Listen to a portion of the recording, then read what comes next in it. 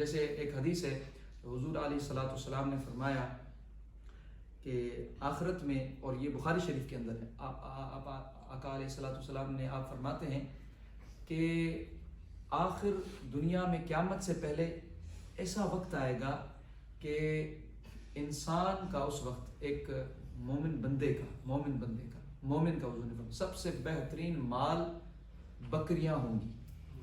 ٹھیک ہے، کیوں؟ آپ نے فرمایا اس کی وجہ بھی ہے. آگے فرمایا اس حدیث کے اندر کہ وہ اپنے دین کو بچانے کے لیے شہروں سے بھاگ جائیں گے اور جنگلات میں پہاڑوں کے درمیان جا کے رہیں گے. ٹھیک، اور حضور صلی اللہ علیہ وسلم نے یعنی فرمایا کہ شہروں کے اندر اتنا فتنہ ہو جائے گا، اتنی برائی عام ہو جائے گی، اتنی یعنی بے حیائی ہو جائے گی، اتنی خدا دوری ہو جائے گی. آپ جہاں جاؤ گے ہر وہ سبب موجود ہوگا جو آپ کو خدا سے پرے کرے. ہر وہ شے آپ کے سامنے نظروں کے آگے مہیا ہوگی، سہولت میں ہوگی، آسان ہوگی، جو فوراً آپ کو اللہ تعالیٰ کی حد سے پار کرا، جو آپ کو فوراً برائی میں جو ہے نا گرا دے اور شیطان کی راہ پہ چلے. ہر شے یہ ہوگی. تو اس طرح وہ مومن اس ماحول سے بھاگے گا اور وہ چاہے گا میں ایسی جگہ چلا جاؤں جہاں میں ان چیزوں کو نہ دیکھ سکوں، نہ ان چیزوں کا کوئی میری طرف جو ہے نا وصول ہو سکے، نہ کوئی رابطہ ہو سکے، نہ پہنچ سکے.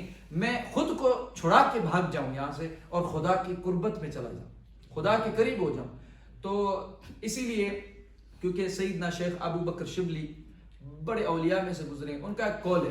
آپ فرماتے ہیں رحمہ اللہ تعالی کہ اگر کوئی بری چیز سنی یا دیکھی جائے تو اس کا بھی اثر اتنا ہوتا ہے کہ دل پر اللہ کی طرف سے کچھ کیفیات کا نزول ہوتا ہے جو اللہ تعالیٰ سکون کی دیتا ہے، عبادت میں، ذکر میں، یا اپنی طرف کی طلب میں، کہ رب بندہ جو ہے نا اس کو رب ایک کیفیت دیتا ہے، اچانک اس میں احساس پیدا ہوتا ہے، وہ رب کے قریب ہو جاتا ہے، اس کو توبہ آ جاتی ہے اس کے اندر، یا اس کو اللہ تعالیٰ کسی چیز کا علم دے دیتا ہے، کسی چیز کی معرفت دے دیتا ہے، وہ اپنے فضل سے اللہ تعالیٰ اس پہ عنایتیں کرتا ہے. کہا ہر بندے پہ ایسی رحمتیں ہو رہی ہوتی ہیں، لیکن بری چیز دیکھنے اور سننے سے اثر یہ ہوتا ہے کہ آپ فرماتے ہیں کوئی 10 دن تک وہ رحمت کا نزول بند ہو جاتا ہے اس پہ، صرف اس کے دیکھنے سے. تو دل اس میں کالا پڑ جاتا ہے، سیاہ پڑ جاتا ہے.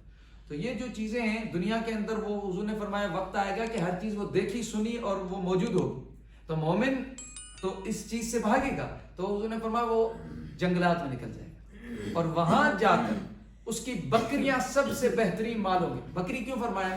کیونکہ وہاں اگر وہ دنیا کی گاڑی لے کے جائے، ٹھیک ہے، یا وہاں فیکٹری لے کے جائے، اپنی لگائے فیکٹری وہاں پہ جا کے، یا وہاں جو ہے وہ دکان لے کر جائے، تو کوئی بھی، کیونکہ لوگ جنگلات میں تو ہوں گے نہیں، سب شہروں میں ہوں گے، صحیح، اور اس کو دنیا کا کام کرنا بھی نہیں ہے، وہ خدا کی طرف جانا چاہتا ہے دنیا کی اس برائیوں سے بھاگ کر. ٹھیک ہے، تو وہ وہاں پہ بکری اس لیے کہ وہ صرف وہاں سے اس کا دودھ پیتا رہے گا اور جیتا رہے گا اور خدا کا ذکر کرتا ہے، اور اگر اپنے ساتھ اہل و عیال ہوں گے ان کو. یہ آخرت کی بات ہے. اور میں سمجھتا ہوں کہ ہم اس زمانے میں اب بہت قریب آ چکے ہیں کہ جو حالات جو اس وقت ہیں ہمارے، ہم اس وقت جو موبائل چلاتے ہیں، سوشل میڈیا ہے، ہر وہ شے آسان ہو گئی، ہر وہ برائی عام ہو گئی، ہر وہ کنسپٹ عام ہو گیا ہے کہ خدا کے قریب ہونے والے کو عیب و عار محسوس کیا جاتا ہے، اور جو خدا کی بات کرے، اللہ کے رسول کی بات کرے علیہ الصلوۃ والسلام، اس کو ہچکچاہٹ ہوتی ہے کہ میں کیسے کروں اپنی اس کمپنی، اپنی اس سرکل میں وہ بات، اور برائی کی بات عام کرنے میں کوئی شرم نہیں. یہ وقت آ گیا ہے. تو اس کی وجہ سے آپ سوچو کہ آپ ہم کس طرح کی صحبتیں کرتے ہیں. اور اللہ تبارک و تعالیٰ نے فرمایا کہ تم اپنے جیسے قرآن کو فکر کیوں نہیں کرتے، کیا تمہارے دل پہ تالے ہیں؟ تو دل کا ہی اصل کام ہے قرآن سے فائدہ لینے کے لیے.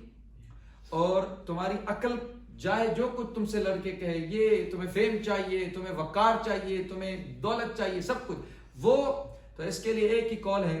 سیدنا شیخ عبد القادر جیلانی آپ فرماتے ہیں لا تطلب النعمة اطلب المنعم. آپ فرماتے ہیں الفتح الربانی میں کہ تم نعمت کی تلاش میں اتنے لگ گئے ہو کہ تم نے اپنی زندگی پوری ختم کی ہے آ کے پہنچے ہو، یعنی گزارتے جا رہے ہو، لیکن آج بھی تم یہی کہتے ہو کہ مجھے نعمت نہیں ملی اور مانگتے پھرتے ہو. اب پچھلی زندگی پوری دیکھو تو کتنی نعمتیں ہیں. ٹھیک ہے, ہر نعمت ملے ہیں, مختلف نعمتیں ملی ہیں اللہ کی طرف سے, لیکن آج بھی تم کہتے ہو مجھے یہ نہیں, مجھے یہ نہیں. تو نعمت کی طلب میں تم خود کو ہی رسوا کر رہے. تو آپ فرماتے میں تمہیں بتا رہا ہوں ایک ایسا طریقہ جس سے تمہیں نعمتیں بھی مل جائیں گی اور تم خود کو رسوا بھی نہیں کرو گے اور تمہارا وقت بھی ضائع نہیں ہوگا اور تمہیں اطمینان بھی مل جائے گا کہ مجھے سب سے بڑی نعمتیں مل گئی.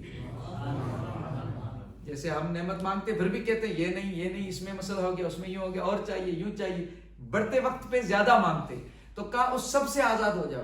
وہ ایک ایسی تمہیں میں رستہ اور راہ دکھاتا ہوں کہ وہ تم اگر مانگنا ہی چاہتے ہو, اتنا توجہ کر رہے ہو مانگنے پہ, اتنی فکر کر رہے ہو, تو تم اس چیز پہ وقت لگاؤ, اس چیز پہ اپنی توجہ لگاؤ, اس چیز کی طرف راغب ہو جاؤ. وہ کون سی ہے؟ تو آپ نے فرمایا نعمتوں کی طرف توجہ زیادہ نہ کرو, وہ بھلے تمہیں اللہ تعالیٰ دے گا ضرور, لیکن تم ایسا کرو اطلب المنعم, نعمت کرنے والا منعم جو نعمتیں دیتا ہے اس کو طلب کرنے میں لگ جاؤ. جب تم نعمت کرنے والے کو طلب کرو گے تو نعمتیں تو ساری اسی کے پاس ہیں, وہ تمہیں دیتا جائے گا. اور تمہیں یہ ہوگا کہ مجھے نعمت کرنے والا مل گیا ہے تو مجھے کون سی نعمت اور چاہیے.